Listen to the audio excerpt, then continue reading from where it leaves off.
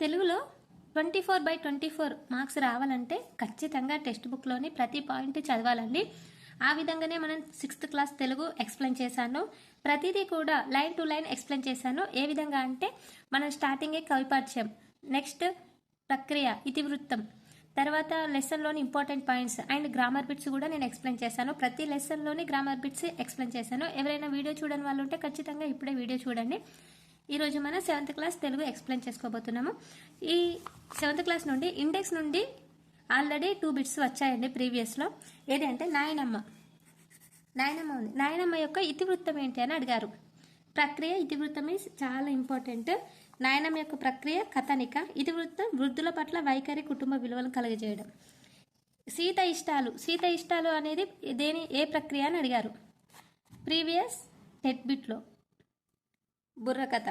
ఏ కులం అనేది ఎవరు రాసిర్రు, ఏ రచయిత, కవి ఎవరు అని అడిగారు. ఏ కులం. చెరబండరాజు యొక్క అసలు పేరేంటి అని అడిగారు. చెరబండరాజు యొక్క అసలు పేరేంటి? బద్దం భాస్కర్.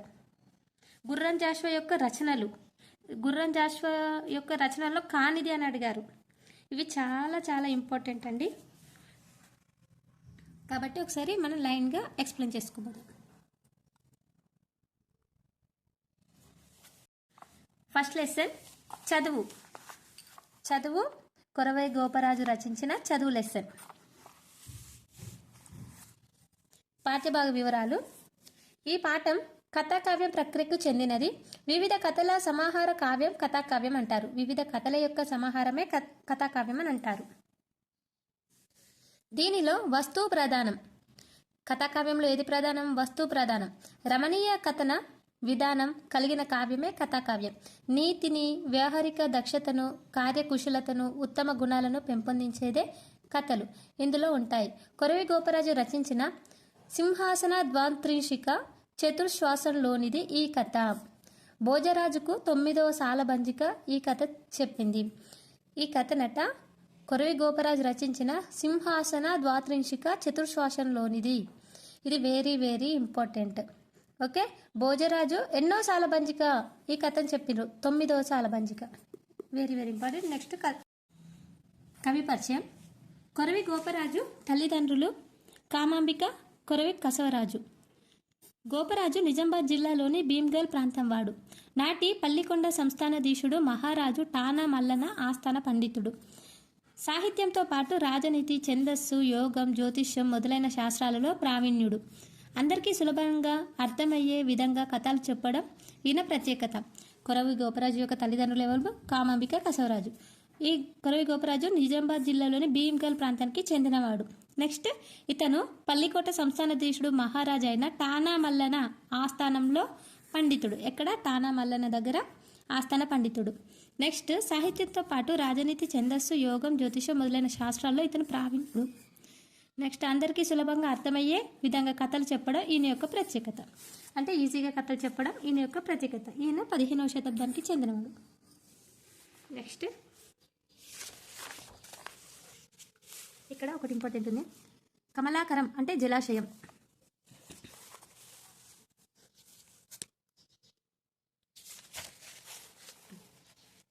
బిట్స్. పశువులు శృంగాలతో పొడుస్తాయి. శృంగాలు అంటే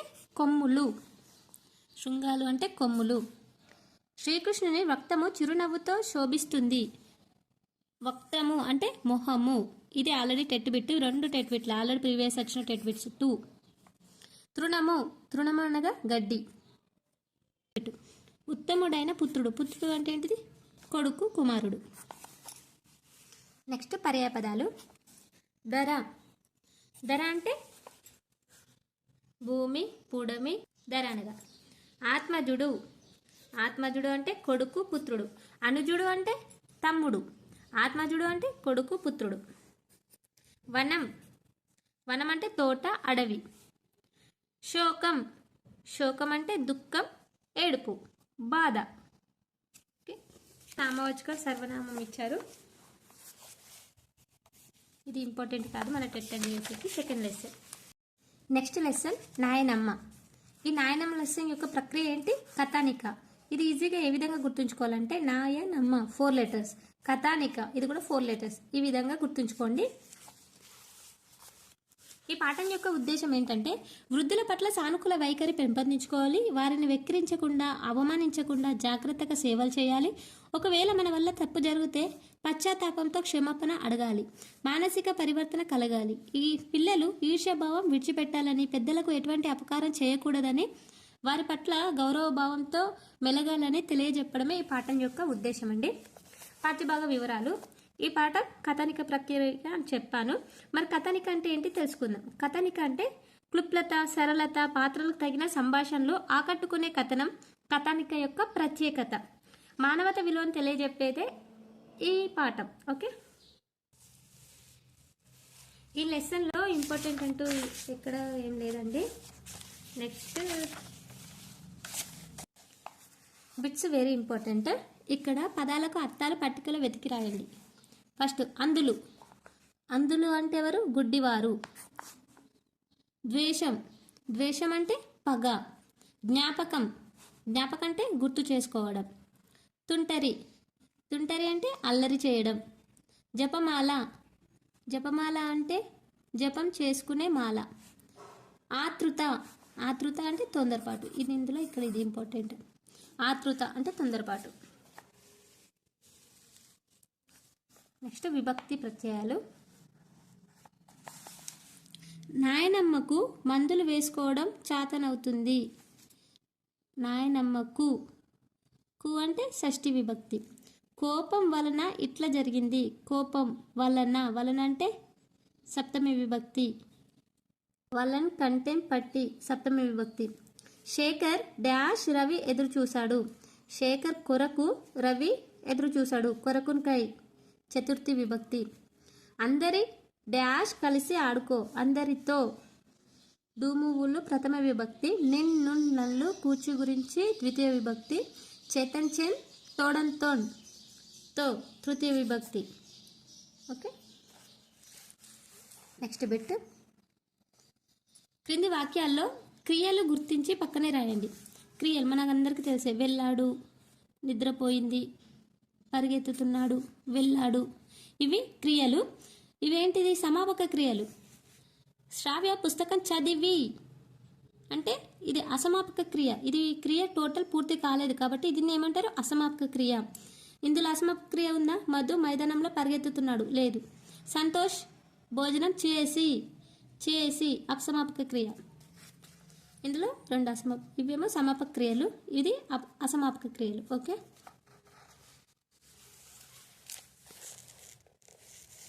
ఇక్కడ ఇచ్చారండి, చూడండి ఒకసారి. చెంబుతో నీళ్లు ముంచుకొని తాగుతుంది. చెంబుతో నీళ్లు ముంచుకొని తాగుతుంది. ఇందులో అసమాపక క్రియ ఏంటిది? కొని.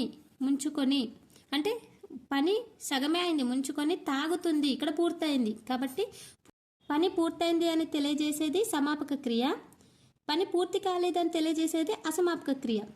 అసమాపక క్రియ ఇందులో ఏంటిది? ముంచుకొని, ఇక్కడ తాగుతుంది. ఆటను ఆపివేసి నాయనమ్మ వద్దకు వెళ్ళిపోయాడు. ఇక్కడ అసమాపక క్రియ ఏంటి? ఆపివేసి. వెళ్ళాడు అనేది సమాపక క్రియ. పరీక్ష చేసి కాలు విరిగిందని చెప్పాడు. చెప్పాడనేది సమాపక క్రియ. పరీక్ష చేసి అసమాపక క్రియ. దగ్గరకు తీసుకొని, కొని అనేది అసమాపక క్రియ. తుడిచింది సమాపక క్రియ. నెక్స్ట్ లెసన్ ఇది కంప్లీట్. నెక్స్ట్ లెసన్ శతక సుధ. నెక్స్ట్ లెసన్ శతక సుధ, థర్డ్ లెసన్. ఇందులో పాఠ్యభాగ వివరాలు ఏంటో చూద్దాం. ఈ పాఠం శతక ప్రక్రియకు చెందింది. శతకం అంటే 100. 100కి పైగా పద్యాలు ఉంటుంది. సాధారణంగా శతక పద్యాల్లో పద్యానికి మకుటం ఉంటుంది. ఇవి ముక్తరాలు అంటే ఏ పద్యానికి అదే స్వతంత్ర భావంతో ఉంటుంది. శతక పద్యాలు అంటే ఏంటి? 100కి పైగా ఉన్న పద్యాలను శతక పద్యాలు అంటారు. శతక పద్యాలలో మకుటం ఉంటుంది ఖచ్చితంగా. ఇప్పుడు వేమన శతకంలో వేమన అని ఉంటుంది, సుమతి శతకంలో ఒక పద్యం సుమతి, ఆ విధంగా. ఇవి ముక్తరాలు. ముక్తరాలు అంటే ఏ పద్యానికి అదే స్వతంత్ర భావంతో ఉండడాన్ని ముక్తరాలు అంటారు. ప్రస్తుత పాఠంలో సుమతి, దాశరథి, నరసింహ, నృకేసరి, వేమన, నగ్న సత్యాలు, శ్రీ శ్రీనివాస బొమ్మల శతకం, యాదగిరి లక్ష్మీ నరసింహ శతకాల్లో పద్యాలు ఉన్నాయి. ఇవన్నీ ఏంటి? వీటిని ఏమంటారు? మకుటాలు అంటాం. సుమతి, దాశరథి, నరసింహ, నృకేసరి, వేమన, నగ్న సత్యాలు, శ్రీ శ్రీనివాస బొమ్మల, యాదగిరి, లక్ష్మీ నరసింహ ఇవన్నీ మకుటాలు, పద్యం యొక్క మకుటాలు. ఫస్ట్ శతకం సుమతి శతకం. సుమతి శతకం ఎవరు రాశారు? బద్దెన. ప్రీవియస్ బిట్ చెప్పాను. ఇందులో నీతి శాస్త్ర ముక్తావళి అనే గ్రంథాన్ని ఎవరు రాశారు అని అడిగారు మొన్న 2026 జనవరిలో. నీతి శాస్త్ర ముక్తావళి గ్రంథాన్ని ఎవరు రాశారు? బద్దెన. లౌకిక నీతులను అతి సులువుగా కంద పద్యాల్లో ఇమర్చి సుమతి శతకాన్ని రాసిన కవి బద్దెన. వేములవాడ చాళుక్యరాజు భద్ర భూపాలుడే బద్దెన అని చరిత్రకారులు అభిప్రాయం. అంటే వేములవాడ చాళుక్యరాజు భద్ర భూపాలుడు ఉన్నారు కదా, అతనే బద్దెన అని చరిత్రకారులు అభిప్రాయపడుతున్నారు. ఈయన సుమతి శతకాన్ని రాశాడు. సుమతి శతకంతో పాటు నీతి శాస్త్ర ముక్తావళి అనే గ్రంథాన్ని కూడా రాశాడు. ఎవరు? బద్దెన. ఇతను ఏ శతాబ్దానికి చెందినవాడు? 13వ శతాబ్దానికి చెందినవాడు. ఇది ఇంపార్టెంట్. నెక్స్ట్ శతకం దాశరథి శతకం. ఇది కంచర్ల గోపన్న రాశాడు. రామదాస్గా పేరొందిన కంచర్ల గోపన్న దాశరథి కరుణా పయోనిధి అన్న మకుటంతో శతకాన్ని రాసి భద్రాచల శ్రీ రామచంద్రునికి అంకితమిచ్చాడు. ఖమ్మం జిల్లా నేలకొండపల్లికి చెందిన ఈయన కీర్తనలు ఇప్పటికీ తెలుగువారి నాలుకపై నాట్యమాడుతూనే ఉన్నాయి. అంటే ఈయనే దాశరథి కరుణాపయోనిధి అనే మకుటంతో శతకాలు రాసి ఎవరికి అంకితం ఇచ్చాడు? శ్రీరామచంద్రునికి అంకితం ఇచ్చారు. ఇప్పటికి కూడా అతని పాటలు తెలుగువారి నోట నాట్యమాడుతూనే ఉన్నాయి. అంటే ఇప్పటికి కూడా పాడుతున్నారు తెలుగువారి పాటలు. నెక్స్ట్ ఇతను ఖమ్మం జిల్లా నేలకొండపల్లిలో జన్మించాడు. నరసింహ శతకం మరియు నృకేసరి శతకం రాసింది ఎవరంటే కాకుత్స శేషప్ప కవి. ఇది ప్రీవియస్ టెస్ట్ బిట్ అండి, వెరీ వెరీ ఇంపార్టెంట్. నరసింహ శతకం మరియు నృకేసరి శతకం ఎవరు? కాకుత్స శేషప్ప కవి. ఇతను జగిత్యాల జిల్లా ధర్మపురి నరసింహునికి తన జీవితాన్ని అంకితం ఇచ్చిన సత్కవి. ఇతను ఎవరికి అంకితం ఇచ్చారు తన జీవితాన్ని? ధర్మపురి నరసింహునికి. ఇంతకుముందు కంచర్ల గోపన్న తన పాటలు ఎవరికి అంకితం ఇచ్చాడు? శ్రీరామచంద్రునికి. నరహరి శతకం, ధర్మపురి రామాయణం ఈయన రచనలు. నరహరి శతకం, ధర్మపురి రామాయణం ఇవి 2 శతకాలు.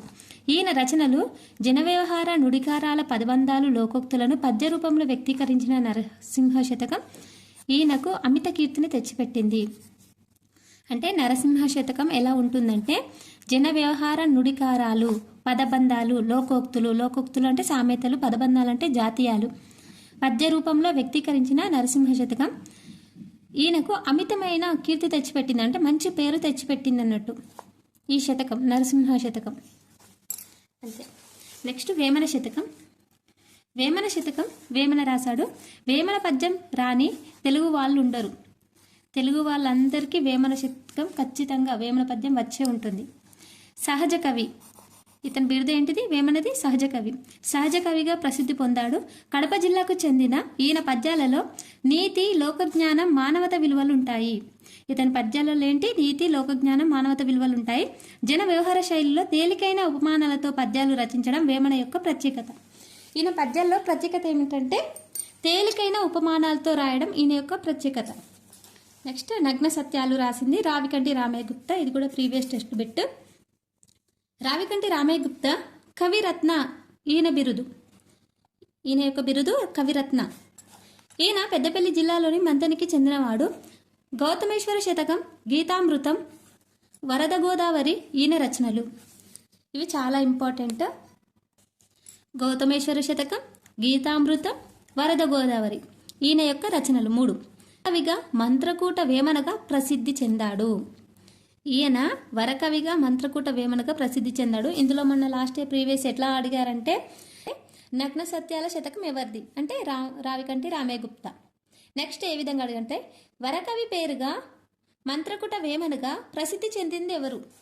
ఇది ఎవరు? రావికంటి రామయ్య గుప్తా. నెక్స్ట్ బిట్ శ్రీ శ్రీనివాస బొమ్మల శతకం. శ్రీ శ్రీనివాస బొమ్మల శతకం డాక్టర్ అడపు చంద్రమౌళి. ఇది కూడా వెరీ వెరీ ఇంపార్టెంట్ అండి. ఇందులోనున్న ప్రతి పద్యం యొక్క కవి ఖచ్చితంగా గుర్తుంచుకోవాలి. బట్టి పట్టినట్టే గుర్తుంచుకోండి. ఎందుకంటే ఇందులో నుండి ఖచ్చితంగా బిట్ వస్తుంది. 6th class 7th class text book నుండి ఖచ్చితంగా 2 బిట్స్ వస్తున్నాయండి.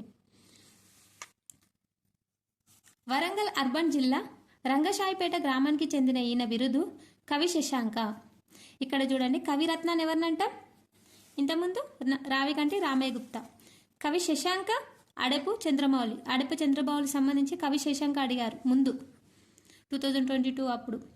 సహజ కవిగా వేమన, కవిరత్నగా రావికంటి రామయ్య గుప్తా, కవి శశాంక అడెపు చంద్రమౌళి. గుర్తుంచుకోండి బిరుదులు. వేములవాడ రాజరాజేశ్వర శతకం, రామాయణ రమణీయం రచించాడు. సరళమైన భాషలో అందరికీ అర్థమయ్యే శైలిలో పద్యాలు రాయడం ఈయన యొక్క ప్రత్యేకత. ఓకే, ఇతని బిరుదు వెరీ ఇంపార్టెంట్. నెక్స్ట్ ఈయన శతకం ఏంటంటే వేములవాడ రాజేశ్వర శతకం మరియు రామాయణ రమణీయం అనే పద్యకావ్యం రాశాడు. నెక్స్ట్ శ్రీ యాదగిరి లక్ష్మీ నృసింహ శతకం రాసింది శ్రీ దూపాటి సంపత్ కుమారాచార్య. ఇతను ఖమ్మం జిల్లాకు చెందినవాడు. యాదగిరి వ్రాస నృసింహ రమవింబో ప్రభో అనే మకుటంతో చక్కని పద్యాలు రాశాడు. ఇవన్నీ భక్తి పాటతో పాటు నైతిక విలువలను పెంపొందింపజేస్తాయి. ఇతని యొక్క మకుటంలో ఏమేమి కనబడతాయి అంటే యాదగిరి వాస మకుటం, నృసింహ, రమావిబో ప్రభో అనే మకుటాలు కనిపిస్తాయి ఇతని పద్యంలో. ఓకేనా, ఇతను ఖమ్మం జిల్లాకి చెందిన వ్యక్తి. నెక్స్ట్ పద్యాలు ఉన్నాయి. పద్యాలు కూడా చాలా ఇంపార్టెంట్ అండి. పద్యంలోని మీనింగ్ తెలిస్తేనే మనం పద్యం యొక్క మనకు టెట్లో పద్యం ఇస్తారు కదా, వాటికి సంబంధించి బిట్స్ చేయగలుగుతాం. కాబట్టి పద్యాలు కూడా చూసుకోండి.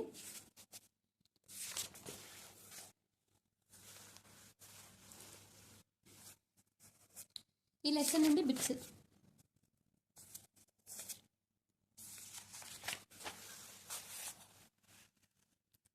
పదజాల వినియోగం. ఇక్కడ చూడండి, పదాల అర్థాలు రాయండి. నరుడు అంటే ఎవరు? మానవుడు.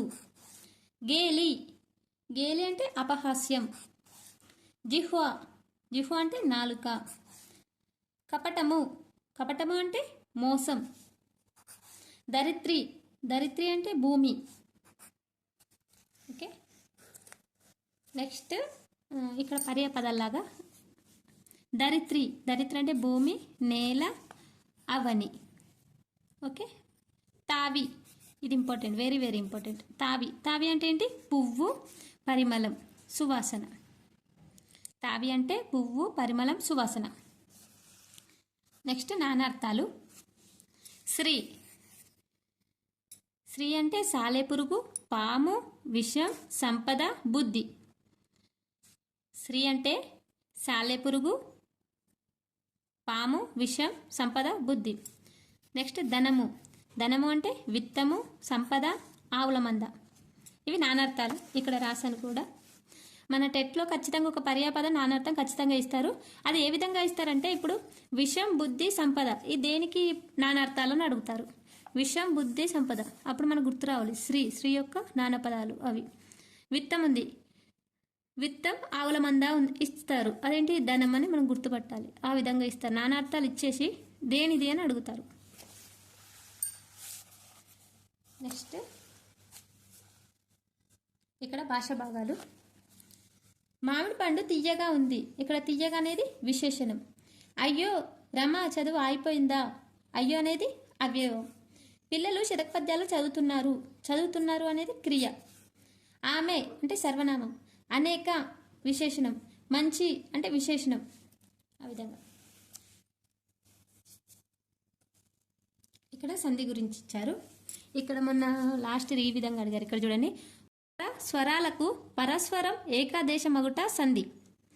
ఏకేదశం అంటే ఒక వర్ణం స్థానంలో మరో వర్ణం వచ్చి చేరడం. ఏకాదేశం అంటే అని అడిగారు. ఒక వర్ణం స్థానంలో మరో వర్ణం వచ్చి చేరడాన్ని ఏమంటారు? ఏకాదేశం. Very very important. పూర్వపర స్వరాలకు పరస్వరం ఏకాదేశం అవడనే సంధి అంటారు. ఏకాదేశం అంటే ఒక వర్ణ స్థానంలో మరో వర్ణం వచ్చి చేరడాన్ని ఏకాదేశం అంటారు. దానము ప్లస్ ఒసంగి, దానము ప్లస్ ఒసంగి, దానయుసంగి. ఇక్కడ చూడండి, దానయుసంగి. కవితలు ప్లస్ అల్లిన, కవితలల్లిన. విఘ్నంబు ప్లస్ అయిన, విఘ్నంబైన. కపటము ప్లస్ ఉండు, కపటముండు. బదులు ప్లస్ ఆడునే, బదులాడునే.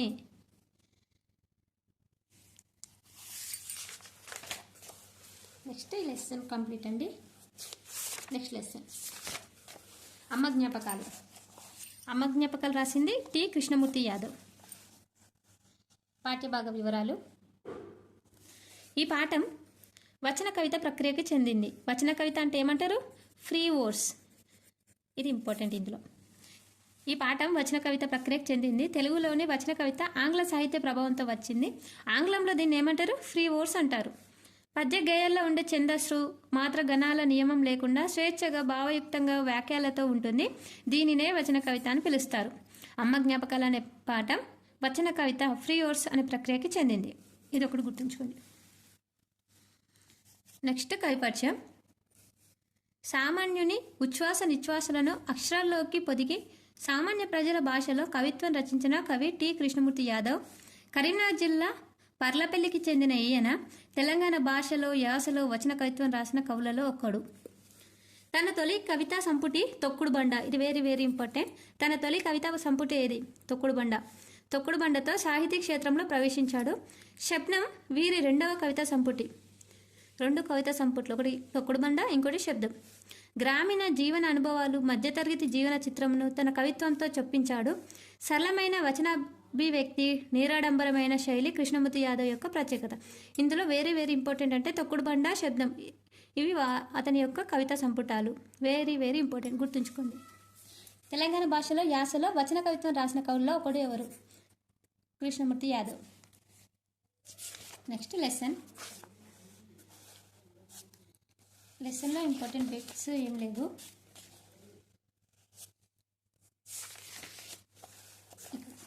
గ్రామర్ చూద్దాం. గీత గీసిన పదాలకు అర్థాలు చెప్పండి. ప్రాంగణం. ప్రాంగణం అంటే ముంగిలి. అద్దకం. అద్దకం అంటే బట్టలకు రంగు వేసే విధానాన్ని అద్దకం అంటారు. బాసర పుణ్యక్షేత్రం గోదావరి గట్టున ఉంది. గట్టున అంటే తీరం. నెక్స్ట్ పర్యాపదాలు. కనకంబు. కనకంబు అంటే బంగారం, పసిడి, పుత్తడి. పర్యాపదాలు కనకంబుకి బంగారం, పసిడి, పుత్తడి. కుందేలు. కుందేలుకి పర్యాపదాలు చెవులపిల్లి, శేషం, శరభం. దూడ. లేగ, క్రెంపు, లేగ, క్రేపు. రెండు. నెక్స్ట్ ప్రకృతి వికృతులు. కుల్య. కుల్య అంటే కాలువ. ఆకాశం, ఆకాశం. మొగము, ముఖము. ప్రకృతి వికృతులు. నెక్స్ట్ సందులు. అతడెక్కడ. అతడు ప్లస్ ఎక్కడ, అతడెక్కడ. అతడు ఊ అంటే ఉత్వ సంధి ఇక్కడ. బొమ్మనిచ్చెను. బొమ్మ, బొమ్మను, ఇచ్చెను, బొమ్మనిచ్చెను, ఉకార సంధి. మనిషన్నవాడు. మనిషి ప్లస్ అన్నవాడు. మనిషి అంటే ఈ ఇకార సంధి. మేన ప్లస్ అల్లుడు, మేనల్లుడు. ఇక్కడ దీర్ఘం రాలేదు కాబట్టి అత్వసంధి. పుట్టిన ప్లస్ ఇల్లు, పుట్టినిల్లు, అత్వసంధి. ఏమి ప్లస్ అంటివి, ఏమి ఈ అంటివి, ఏమంటివి, ఇత్వసంధి.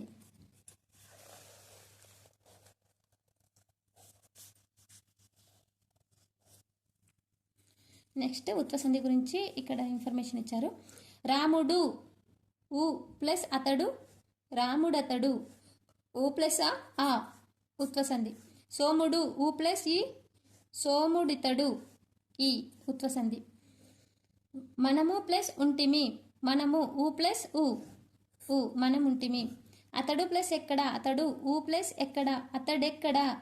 ఊ ప్లస్ ఏ. ఇక్కడ మొదటి పదంలోని చివరి అచ్చు ఊ, రెండో పదంలోని మొదటి అచ్చు కలిపినప్పుడు మొదటి పదంలోని అచ్చు ఊ లోపిస్తుంది. రెండో పదంలోని మొదటి అచ్చు అట్లాగే నిలిచి ఉంటుంది. అనగా ఉకారం మీద ఏదైనా అచ్చు వచ్చి చేస్తే సంధి తప్పక జరుగుతుంది. దీన్నే ఉత్వసంధి అంటాం. అంటే ఉత్తునకు అచ్చు పరమైతే అది సంధి తప్పక జరుగుతుంది. ఇంకా ఎగ్జాంపుల్స్. చెట్టు. ఊ ప్లస్ ఎక్కి, చెట్టెక్కి. ఊ ప్లస్ ఏ, చెట్టెక్కి. వాడు. ఊ ప్లస్ ఏ, వాడెక్కడ, ఏ. ఊ ప్లస్ ఏ అంటే ఏనే వస్తుంది. ఎదురు. ఊ ప్లస్ ఏగి, ఎదురేగి, ఏ. నెక్స్ట్ నూకలేసుకొని. నూకలు. ఊ ప్లస్ వేసుకొని, నూకలేసుకొని. చూరెక్కి అంటే చూరు. ఊ ప్లస్ ఎక్కి, చూరెక్కి. ఎట్లున్నది. ఎట్లు. ఊ ప్లస్ ఉన్నది, ఎట్లున్నది. ఊ ప్లస్ ఊఏ. నెక్స్ట్ ఇక్కడ వెరీ వెరీ ఇంపార్టెంట్ తెలంగాణ పదాలు ఉన్నాయి, చూద్దాం. కందిలి. కందిలి అంటే లాంతర్. తెలంగాణ పదాల నుండి కూడా ఒక బిట్ ఖచ్చితంగా వస్తుంది. పేపర్ 192 వాళ్ళకు వస్తుంది. కందిలి లాంతర్. గోందు జిగురు. జిమ్మలు చేపలు. లగాంచి బలంగా. ఆపతి కష్టం. ఉరుకు పరుగు. రికం తీరిక. దడి కంచె. మునుపు క్రితం. సొంకం నిజాయితీ మంచి. అల్కగా తేలికగా. ఉసికే ఇసుక. సందుగు పెట్టె. బోళ్ళు. బోళ్ళు అంటే ఏంటి? వంట గిన్నెలు. బయానా. బయానా అంటే ముందు ఇచ్చే డబ్బు లేదా అడ్వాన్స్. యారాలు. యారాలు అంటే తోటికోడలు. తిర్లమర్ల వెనకది ముందుకు, ముందుది వెనకకు. ఎల్లెల్క అంటే వెళ్ళకిల. ఆమడలు. అమడాలు అంటే కవలలు. దూప దప్పిక. దేవులాడు వెతుకు. టక్కెడ త్రాసు. దూరస్తు బాగుచేయు. తప్పుకు మూత. బుగులు భయం. చెండు బంతి. పుడ ప్యాకెట్. కారటు ఉత్తరం. మన అమ్మమ్మ వాళ్ళు ఆ కారటు దేపు అని అంటారు కదా, కారటు ఉత్తరం. అగడు అత్యాశ. అగడు పడ్డోళ్ళకి ఏం తింటున్నారా అని అంటాం కదా, అగడు అత్యాశ. సైసు ఉండు. కొప్పెర వేడి నీళ్ళు కాగు. తంతే మెట్టు. ఉపాయం పొదుపు. ఇవి మనకు టెట్లో తెలంగాణ పదాల నుండి ఒక బిట్ వస్తుంది, సామెతల నుండి ఒక బిట్ వస్తుంది, జాతీయాల నుండి ఒక బిట్టు, అర్థాల నుండి ఒక బిట్టు, పర్యాపదాలు, నానార్థాలు, వ్యుత్పత్తార్థాలు, ప్రకృతి వికృతులు. ఇక్కడనే 7 బిట్స్ అయిపోయినాయి చూడండి. 24లో 7 కంప్లీట్. మంచిగా పర్ఫెక్ట్గా నేర్చుకుంటే. చూద్దాం తెలంగాణ సామెతలు. అంతంత బీరకాయ పెద్ద సేరు మసాలా. దంచిన దానికి బుక్కిందే కూలి. అంటే దంచుతూ ఉంటే బుక్తాం కదా, దంచిన దానికి బుక్కిందే కూలి. ఉపాసం ఉంటే అప్పు తీరేది, ఊపిరితో బుర్ర పెరగది. ఎంగిలి కెగ్గు లేదు, తాగుబోతుకు సిగ్గు లేదు. పొత్తుల పని సుఖం, ఒంటిగా తిండి సుఖం. అంటే పొత్తుల పని సుఖము, ఒంటిగా తిండి సుఖం. పగటి ముచ్చట పనికి చేటు, రాత్రి ముచ్చట నిద్రకు చేటు. అంటే పగలు ముచ్చట పెడితే పని అయిపోదు, తొందర కంప్లీట్ కాదు. రాత్రి ముచ్చట పెడితే నిద్ర పట్టదు. నాభి కాడ చల్లబడితే నవాబుతోనే జవాబు మీయచ్చు. నాలుక మీద కాదు కడుపులుండాలి. నాగుంబామంత కోపం, జర్రిపోతంత పిరికి. ధైర్యం దండిది, చేయి మొండిది. గవ్వ అందనిది లేదు, గడియ పురసతు లేదు. అంటే గవ్వ అందని లేదు, గడియ పురసతు లేదు. అంటే నిమిషం కూడా ఖాళీ ఉండరు, కానీ వాళ్ళకి పైసలు వచ్చింది లేదు, ఏం లేదు. గవ్వ అందని లేదు, గడియ పురసతు లేదు. సేమ్ నాలానే ఉన్నట్టుంది. గవ్వ అందని లేదు, గడియ పురసతు లేదు. ఇప్పుడు డిఎస్సికి ప్రిపేర్ అయ్యే వాళ్ళ సిచ్యువేషన్ ఈ విధంగానే ఉంది.